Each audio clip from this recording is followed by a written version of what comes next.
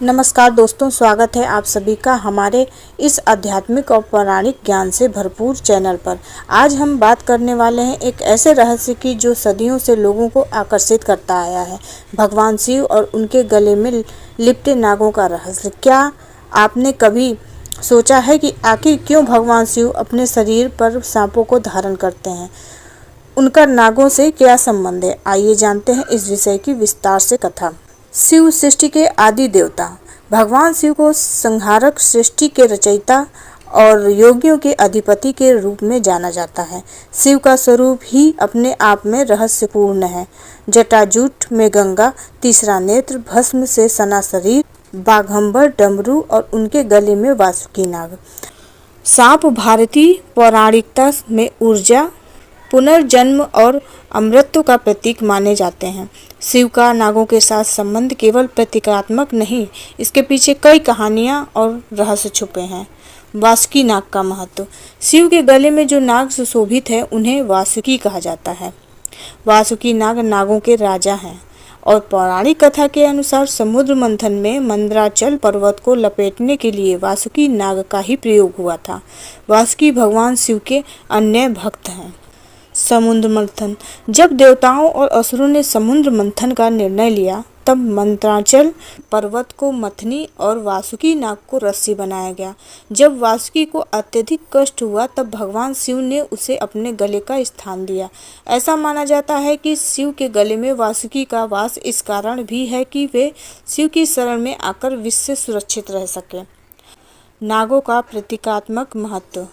शिव के गले में नाग का होना केवल पौराणिक कथा नहीं बल्कि गहरा दार्शनिक संदेश भी है। मृत्यु पर विजय। नाग मृत्यु का प्रतीक है और शिव का नागों का धारण करना ये दर्शाता है कि वे मृत्यु पर विजयी हैं। आंतरिक ऊर्जा। नाग कुंडलिनी शक्ति का प्रतीक है जो व्यक्ति के भीतर सुप्त अवस्था में विद्यमान ऊर्जा है। शिव योग के अधिपति हैं और कुंडलिनी जागरण के स्वामी। भारतीय पुराणों में वासुकी के अलावा अन्य कई महत्वपूर्ण नागों का उल्लेख है, जैसे अनंत, शेषनाग, दक्षक आदि। इन सभी नागों का संबंध भी भगवान शिव से प्रत्यक्ष या अप्रत्यक्ष रूप से जुड़ा है। शिव के भक्त नागवंश। प्राचीन भारत में नागवंश का उल्लेख है। यह माना जाता है कि नागवंश के लोग भगवान शिव के अन्य भक्त थे। उनकी पूजा और संस्कृति में नागों का अत्यधिक महत्व था। नागपंचमी जैसे पर्व भी इन्हीं मान्यताओं से जुड़े हैं। शिव का नागों से डर का निवारण संदेश। शिव का नागों को धारण करना यह भी सिखाता है कि हमें अपने भय पर विजय पानी चाहिए। सांप जैसे जीव जिसे मानव स्वाभाविक रूप से डरता है, वह सब शिव के गले का आभूषण बन जाता है तो वह भय की जगह ज्ञान और शक्ति का प्रतीक बन जाता है। नाग का योग साधना में महत्व।